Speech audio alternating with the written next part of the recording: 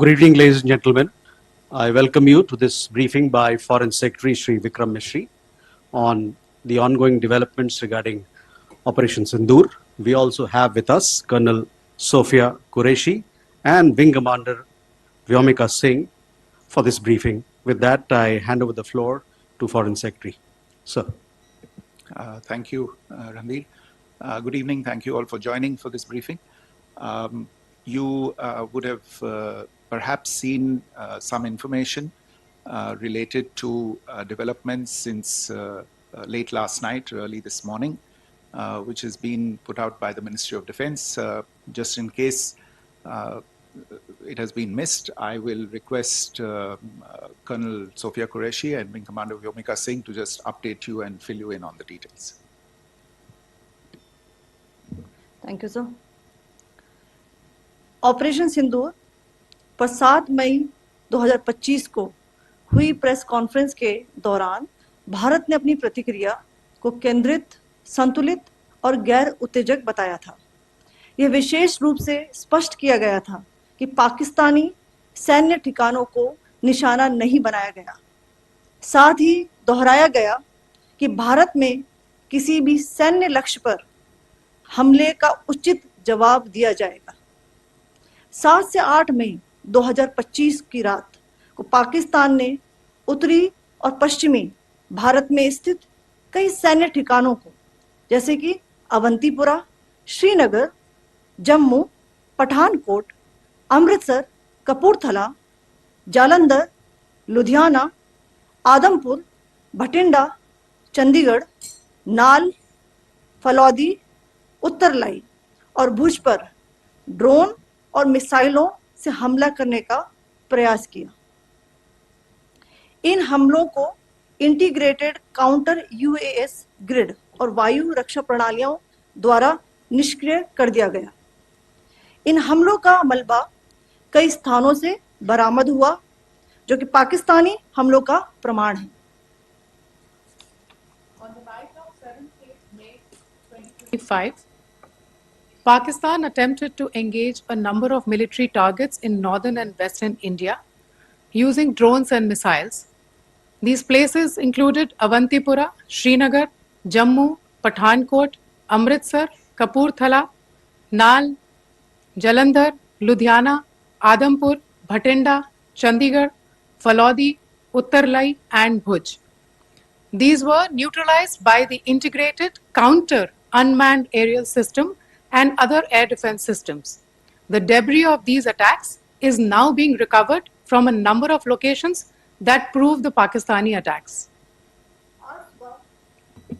आज सुबह भारतीय सशस्त्र बलों ने पाकिस्तान के कई स्थानों पर वायु रक्षा रडार और प्रणालियों को निशाना बनाया। भारत की प्रतिक्रिया समान क्षेत्र में समान तीव्रता के साथ की गई। यह विश्वसनीय रूप से ज्ञात हुआ कि लाहौर में स्थित एक वायु रक्षा प्रणाली को निष्क्रिय कर दिया गया। Today morning, Indian Armed Forces targeted air defense radars and systems at a number of locations in Pakistan. Indian response has been in the same domain with the same intensity as Pakistan. It has been reliably learnt that an air defense system at Lahore has been neutralized. Pakistan ने नियंत्रण रेखा पर आकरण गोलीबारी की तीव्रता बढ़ा दी है, जिसमें कुपवाड़ा, बारामूला, उरी, पुंछ, मेंढर और राजौरी क्षेत्रों में मोर्टार और भारी तोपखाने का इस्तेमाल किया जा रहा है। Pakistan has increased the intensity of its unprovoked firing across the line of control using mortar and heavy calibre artilleries in areas in Kupwara, Baramulla, Uri, Poonch, Mendhar and Rajouri sectors in Jammu and Kashmir. 16 innocent lives have been lost, including 3 women and 5 children due to the Pakistani firing. Here too, India was compelled to respond to bring mortar and artillery fire from Pakistan to a halt. Indian Armed Forces reiterate their commitment to non-escalation, provided it is respected by the Pakistan military. Jai Hind.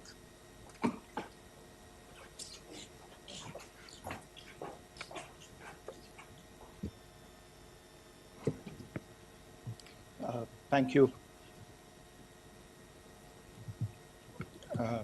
Friends, this is, as I said, further to the briefing that was provided yesterday and some of the updates that have been just provided by Colonel Qureshi and Wing Commander Singh. I thought that we would just put some of the aspects related to the events that started on 22nd April with the barbaric terror attack in Pahalgam into further context, because there is a certain amount of commentary that has happened with regard to the events since then. And more than the commentary, there has been a lot of disinformation that has been directed at us from across the border. So a few things that I would like you to keep in mind. First of all, there is mention on all sides of escalation. I think the first point that you have to keep in mind is the attack of 22nd April in Pahalgam is the original escalation. ये जो सिलसिला है जो हम देख रहे हैं आज की घटनाओं को लेके, ये 22 अप्रैल के पहलगाम के हमले से शुरू हुआ है. एस्केलेशन वहां पे हुआ है और उस एस्केलेशन का जवाब भारतीय सेना ने, भारतीय फौज ने कल अपने एक्शन से दिया है. Secondly, I want to invite your attention to the involvement of the group calling itself the Resistance Front in these attacks. I pointed this out yesterday that this is a group that is a known front for the well-known Pakistan-based terrorist organization, Lashkar-e-Taiba. The group has been reported earlier. I mentioned to you about the Indian authorities providing information to the UN 1267 Sanctions Monitoring Committee. In fact, we are going to be meeting with the team again very soon, and we will be providing an update to the information that we have provided earlier. But what is interesting, दिलचस्प बात यह है कि संयुक्त राष्ट्र की सुरक्षा समिति में जब पहलगाम के हमले को लेके एक प्रेस वक्तव्य जारी करने की बात चल रही थी, तो आप सोचिए किस देश ने टीआरएफ का, द रेजिस्टेंस फ्रंट का उसमें मेंशन किया जाना, उसको अपोज किया, पाकिस्तान ने. This was after the fact that the TRF claimed responsibility for this attack not once but twice, within a few hours after the incident on the 22nd of April, and then again on the morning of 23rd April. And it is perhaps only after the full gravity of the incident was realized by its masters and handlers across the border that it was managed to back off from this claim. Obviously, that retraction doesn't convince anybody. तीसरी चीज जो मैं आपसे कहना चाह रहा था, और कर्नल कुरैशी और विंग कमांडर सिंह ने कल भी बड़े स्पष्ट शब्दों में और आज भी आपसे ये बात साझा की है. जो भारतीय रिस्पॉन्स है वो नॉन एस्केलेटरी है, प्रिसाइज है, सटीक है, मेजर्ड है और कंसिडर्ड है. Our intention has not been to escalate matters. We are only responding to the original escalation, as I said, and our response has been targeted, precise, controlled and measured. Only no military targets have been selected. Only terrorist infrastructure in Pakistan has been hit. Now, there are, as I said, a number of issues that have been raised in commentaries, and there's a lot of, as I said, unfounded disinformation and fabrication that has come from across the border. And I would just like to use this opportunity to set the record straight on some of these issues. The first of these is Pakistan trying to wash its hands off any and all involvement with terrorism. I think the Pakistani information minister said there are no terrorists in Pakistan. And I think he was challenged on that in the television program that he was appearing on. But even if I partially repeat myself from yesterday, I think Pakistan's reputation as the epicenter of global terrorism is rooted in a number of instances where concrete evidence is available, not just to India, but to governments and authorities and agencies around the world. There are several terrorist attacks around the world where Pakistani fingerprints have been found. I don't need to belabor the point with regard to this audience about where Osama bin Laden was found and who called him a martyr. Pakistan has also for decades pursued cross-border terrorism into India with impunity. And as I said yesterday also, in order to deliberately mislead the international community, they claimed that the terrorist Sajid Mir was dead. They came under pressure, and Sajid Mir was then brought back to life, arrested, and is now apparently in Pakistani custody. Pakistan is also home to a very large number of UN proscribed as well as UN proscribed terrorists, as well as terrorists proscribed by a number of other governments in the world, including, of course, the Lashkar-e-Taiba and the Jaish-e-Mohammed, as well as their leaders, Masood Azhar and Hafiz Mohammed Saeed. आपने देखा होगा हाल ही में पिछले ही कुछ दिनों में पाकिस्तान के रक्षा मंत्री और उनके पूर्व विदेश मंत्री दोनों ने इस बात को माना है कि पाकिस्तान का ऐसे ग्रुप्स के साथ जो रिश्ता है वो क्या रहा है. Both the defense minister and the former foreign minister of Pakistan, I think they've done a more eloquent job of this than I could ever do in terms of describing their country's implication in international terrorism and their involvement in housing these kinds of groups. दूसरा जो विषय है वो है पाकिस्तान का जो एक दावा है कि एक इंटरनेशनल impartial investigation होना चाहिए, एक joint investigative committee होनी चाहिए. These calls for jointly investigating this heinous and barbaric attack in Pahalgam. Again, I think you know the history well on this. You know the track record well, and it is not a bright track record insofar as Pakistan is concerned. In fact, in the pursuit of justice for the victims of multiple terrorist attacks, whether it be Mumbai in 2008, in Pathankot in 2016, or many others. But in particular for these two attacks, India had offered to cooperate. India provided forensic evidence and urged Pakistan to bring the perpetrators of these attacks to justice. We, in particular with regard to the Mumbai attacks of 2008, where a Pakistani Lashkar-e-Taiba terrorist was captured alive, India provided extensive information and evidence related to the involvement of Pakistani terrorists in this attack. Cases were registered, but you are all aware that these cases have not progressed, despite the formation of judicial teams, etc. And Pakistan has consistently stonewalled all efforts to move the investigation along.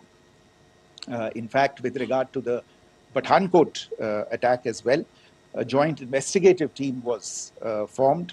We gave access, unprecedented access, I should say, to Pakistani team to the site of the attack. Details of call records data and DNA, etc., were shared with Pakistan. We had shared with them details related that we had been able to access to the addresses of terrorists. We presented evidence against the office bearers of Jaish-e-Mohammed who had conspired in the attack, and the handlers of the terrorists who facilitated them and guided them in. But there has been no movement on this. So in all of this, I think the experience has not been positive, and it certainly doesn't give us the confidence now to take at face value Pakistani assertions of wishing to participate in a joint investigation. These are just delaying tactics. These are just stonewalling tactics. And in fact, there is reason to believe that Pakistan uses the evidence that we provide only to cover its tracks and, in fact, defend the terrorists who we are looking for and obstruct the path of investigation. A third point that I wanted to address was the claim that only civilians were killed in the strikes on the 7th of May. We have made the point very clearly that all attacks on the morning of 7th May were against carefully selected terrorist infrastructure, terrorist targets. It is not clear to us, in fact, seeing some of the coverage of the after effects of these strikes, including the funerals for the terrorists that were held yesterday. I think a lot of you have seen the reports and the coverage on media. If only civilians, if any civilians were killed in these attacks, I wonder what message this picture actually sends to all of you. This is a question that is worth asking. It's also odd that the funerals of civilians are carried out with the coffins being draped in Pakistani flags and state honors being accorded. As far as we are concerned, the individuals eliminated at these facilities were terrorists. Giving terrorist state funerals may be a practice in Pakistan. Doesn't seem to make much sense to us. Pakistan has also claimed that India deliberately attacked religious sites. This is completely false again. I have made it clear that the targets were terrorist infrastructure, terrorist facilities, and locations connected clearly with incidents of cross-border terrorism into India. And it is in fact Pakistan that is misusing religious sites as a cover to in fact radicalize, direct and indoctrinate and train terrorists. In fact, contrary to what Pakistan is claiming, yesterday Pakistan launched a targeted attack on the Sikh community in the state of Jammu and Kashmir, hitting Gurdwara in Poonch and the homes of Sikh community members, which came under attack. And we know that at least 3 individuals were killed in that particular attack. Pakistan is also making attempts to, in fact, just to add to this point, the retaliatory action that Pakistan has taken in fact is impacting civilians. I showed you the picture of the Gurdwara and the Sikh community members who were killed in this. There are other civilians also who've been killed and injured in these attacks. In fact, since yesterday morning, a total of 16 civilians have been killed and 59 others have been injured in the attacks by Pakistan. Not only this, Pakistan is also making attempts as part of its disinformation campaign to paint our action with regard to cross-border terrorism through the communal angle. If that is the issue, then I think I can do no better than to cite or point you in the direction of the Pakistan Army Chief's speech of 16 April 2025. I think that is the last word in communal rhetoric. And in the Pahalgam attack itself, you are aware of the kind of religious profiling that was done there. And perhaps there is a linkage between these two events. I can only say that these nefarious designs will not be allowed to succeed in India. And it is to be noted that people from all faiths, all religions, all regions in India have unequivocally, not just in India, but around the world, have condemned these attacks. The Pakistani claims of now responding to India's strikes of the 7th of May. As I said right at the outset, it is India which is responding. The original escalation was by Pakistan on the 22nd of April. We are the ones who are responding to that escalation with the action that was taken yesterday morning. And again, I would like to emphasize that the action was restrained. It was directed towards non-civilian, non-military targets and confined to terrorist camps. And again, as we have been saying since yesterday, any further action by Pakistan, some of which we are seeing today, is nothing but escalation by Pakistan now, once again, and will be responded to and is being responded to appropriately. One point that I wanted to also address was the allegations to the targeting of a dam, the Neelam Jhelum project in Pakistan-occupied Kashmir. I want to say that this is an absolute and complete fabrication and a blatant lie.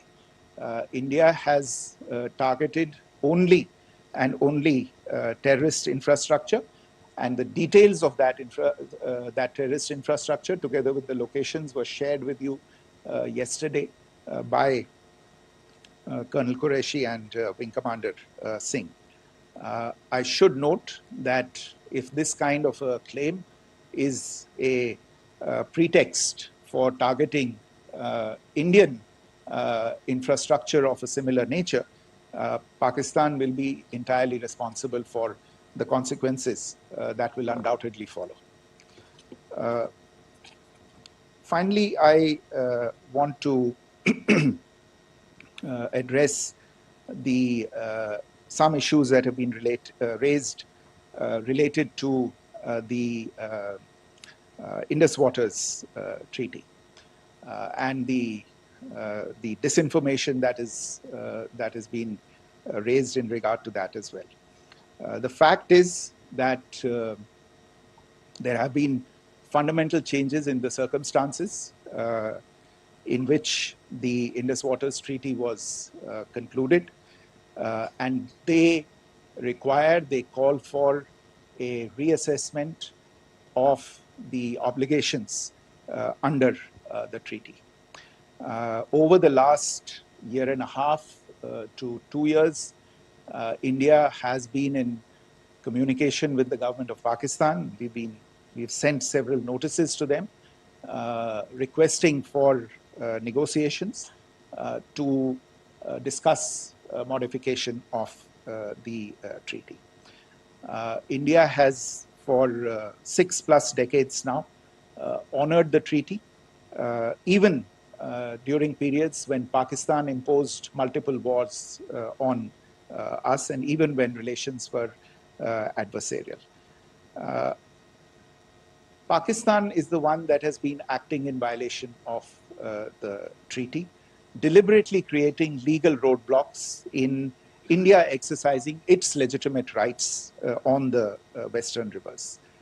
Any projects that India sought to build on the Eastern rivers, and even on the Western rivers, which we are allowed to by the treaty, were always challenged by Pakistan, thereby hampering our rights to utilize our legitimate waters under the treaty. In fact, if you see the preamble of the treaty itself states that the treaty was concluded in a spirit of goodwill and friendship.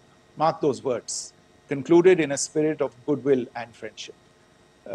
ये भारत का धैर्य और भारत की सहनशीलता है जो 65 साल से हम इतनी प्रोवोकेशन के बावजूद इस ट्रीटी को निभा रहे हैं. However, as has been made clear earlier as well, Pakistan has not responded to our requests to enter into negotiations for a reassessment of the obligations under the treaty. A number of conditions have changed. This is a treaty that was based on the engineering techniques of the 50s and the 60s. We are living through the first quarter of the 21st century. Technological changes and technological advancements have to be taken into account. There are demographic changes. There are climate changes that have taken place. There is the imperative of clean energy. And of course, the terrorism that Pakistan has wreaked in the state of Jammu and Kashmir itself has hampered India's ability to exercise its rights under the treaty. Pakistan's persistent refusal to respond to our requests to enter into government-to-government negotiations on the modification of the treaty is, in a sense, itself a violation of the treaty. And therefore, India has taken the step of putting the treaty in abeyance until Pakistan abjures irrevocably its support for cross-border terrorism. Maybe I'll stop there.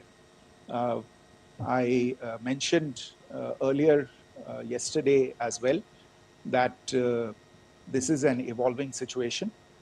I would therefore ask all of you to be considerate and restrained. It will not be possible for us or my colleagues from the armed forces to share operational details at this point in time.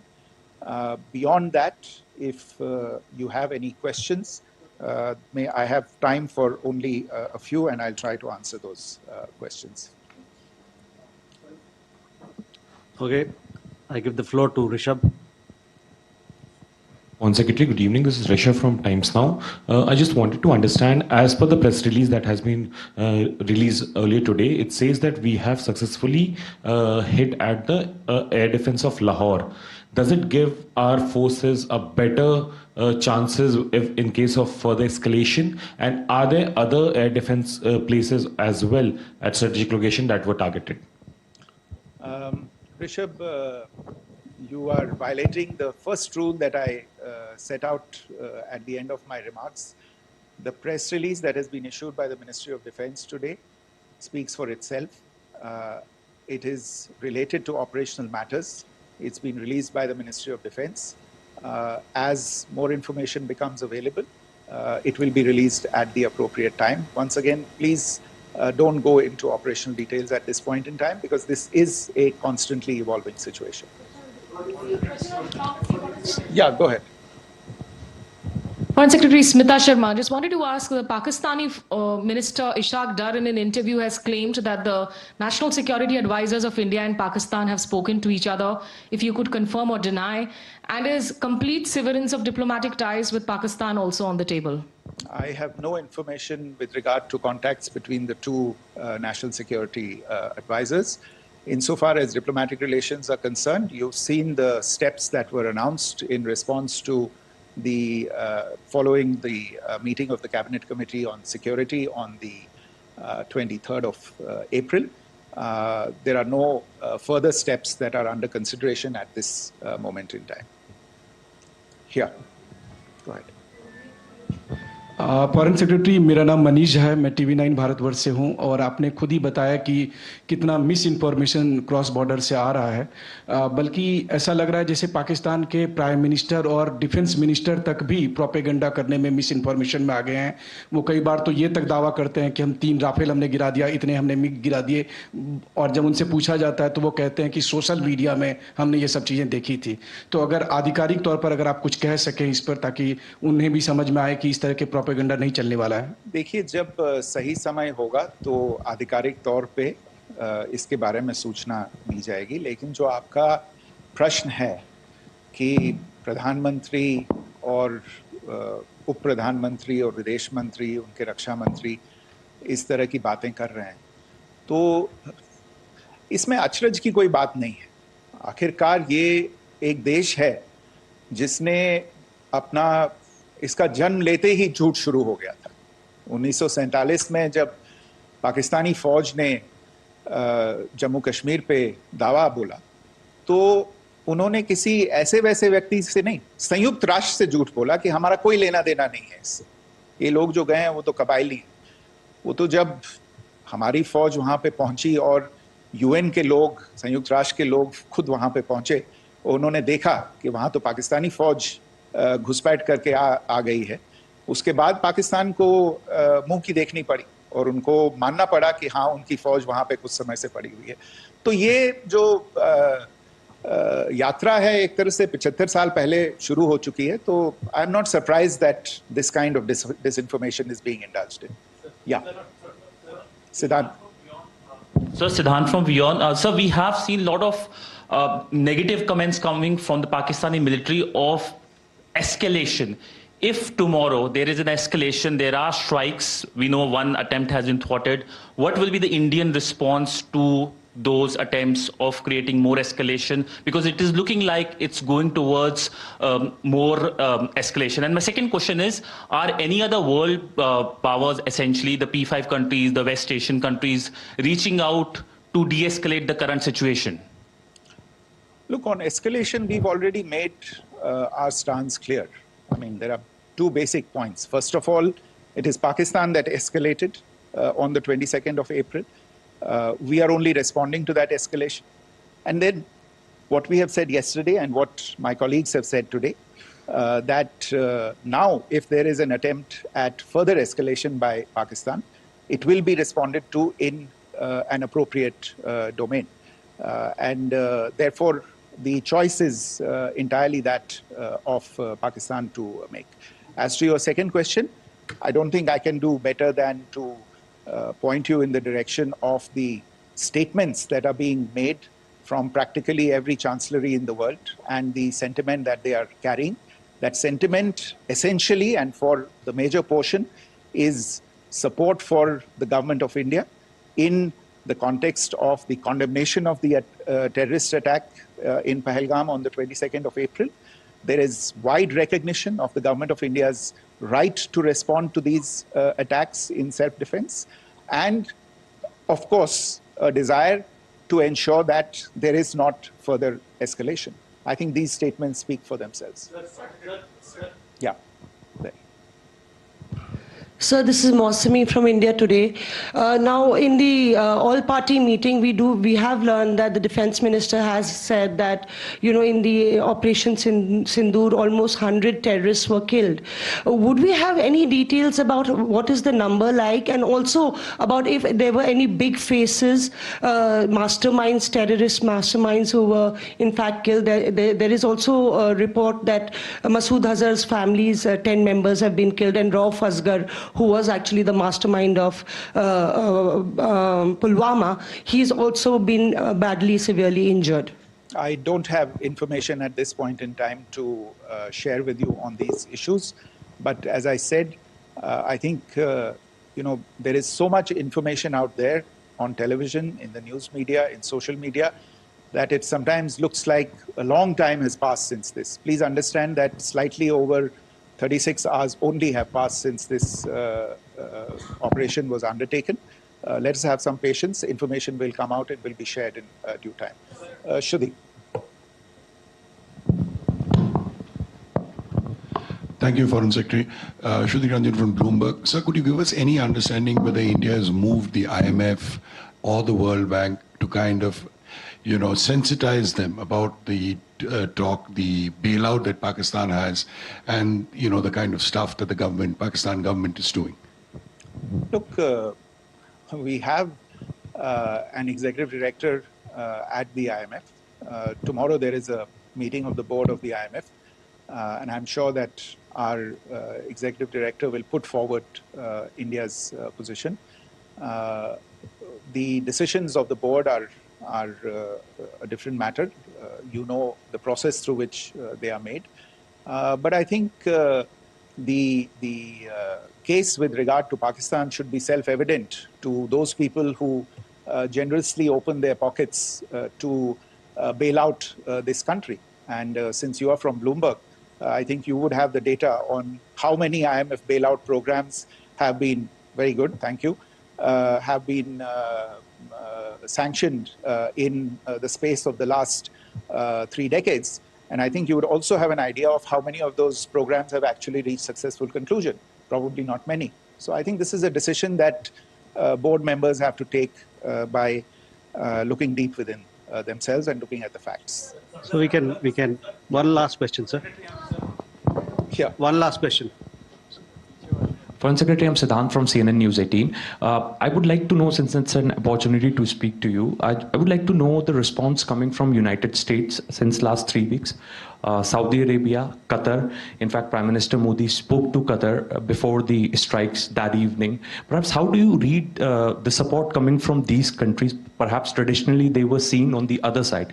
This time around, their statements are strong worded. In fact, India-Saudi joint statement also had a very strong condemnation, strong worded condemnation.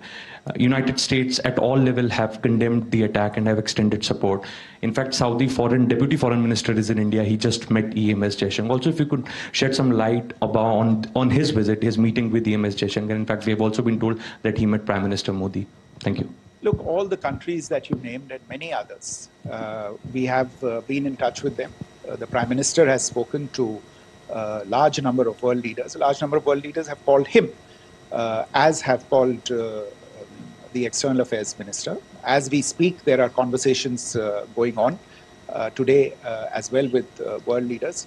And your assessment or conclusion of the general tenor of these messages is very much on point.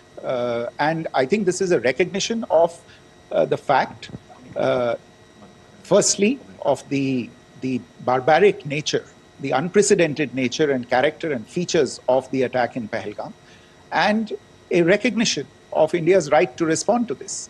And also a recognition of the fact that in responding, we have been nothing but responsible and have done so in a restrained, in a measured, and in a non-escalatory manner. I think that counts for something. People have taken that into account, and that is what is explaining the kinds of reactions that we are seeing. And we appreciate the sentiments and the statements that have been made by the vast majority of world leaders. Yes, the Saudi Minister of State for Foreign Affairs is in Delhi. He had a meeting with the External Affairs Minister earlier today. I don't have further details at this moment, but if there are details, the ministry will share them at some point with you. Thank you. I think that's all we have.